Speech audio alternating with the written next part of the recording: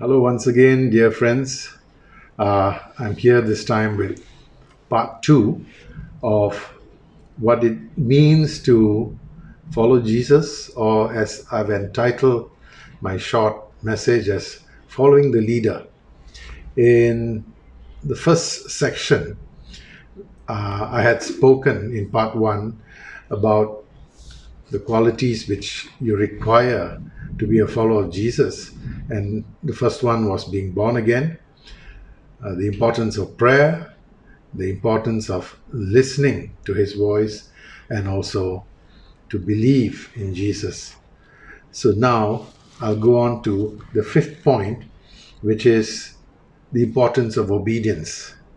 In John 8:12, Jesus says, I'm the light of the world, and he who follows me will not walk in darkness, but will have the light of life. Following requires obedience. And when there is a desire in our hearts, we recognize how foolish it is to go on our own way. Sin always leads to loss and the death of something, whether it's opportunities or blessings. If we stubbornly refuse to obey God, He will send enough heartache and trouble into our lives to correct us. It is always best to obey Him because He is the source of every good thing.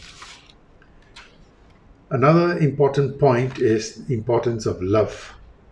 In Mark 12:30 it says, you shall love the Lord your God with all your heart and with all your soul and with all your mind and with all your strength.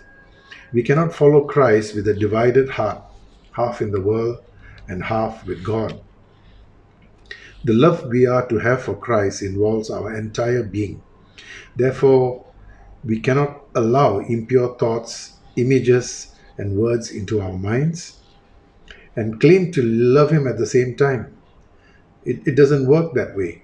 Wholehearted love for Christ affects what we think and what we watch, what we do, and where we go. Another point of being a follower is sharing. Matthew 28, verse 19 says, go therefore, make disciples of all nations. This is Jesus' command.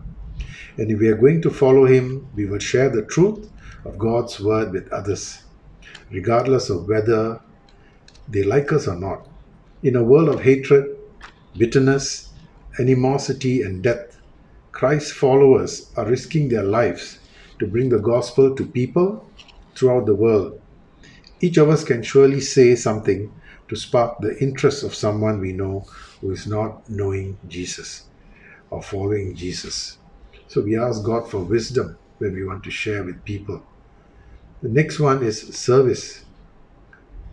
In John 12:26, it says, if anyone serves me, he must follow me, and where I am, there my servant will be also. If anyone serves me, the Father will honor him. Jesus came as a servant, and as His followers, that's what we should do as well. All of us have the capacity to serve the Lord in some fashion or serving others. Service comes in many different forms: helping, caring, encouraging, comforting, giving, teaching, or sharing God's word. And last but not least, in my list of things we should do or have in order to be a follower of Jesus is suffering. Philippians 1:29 says, for to you it has been granted, for Christ's sake, not only to believe in Him, but also to suffer for His sake. If we are following Jesus, we can expect to experience some form of suffering. We may be rejected, suffer financial loss, or even lose relationships because we make people feel uncomfortable and don't fit in with those who love the world.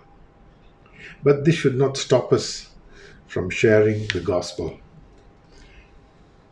Although we may be tempted to pick and choose which of these qualities we want to pursue, all these practices are essential elements of our walk with Jesus and should become an important part of our lives as we follow Him as our leader. With that, brothers and sisters, I come to the end of my two-part series of what it needs or what it takes to follow the leader. I spoke about being born again, importance of prayer, importance of listening to his word, listening to his voice, believing him, obedience, love, sharing, service, and suffering. I hope this has been helpful to you, and I hope that you've been blessed by this message. So, as I close now, let me bless you with number 6. The Lord bless you and keep you. The Lord make his face to shine upon you, be gracious to you. The Lord lift up his countenance upon you and give you his shalom peace. God bless.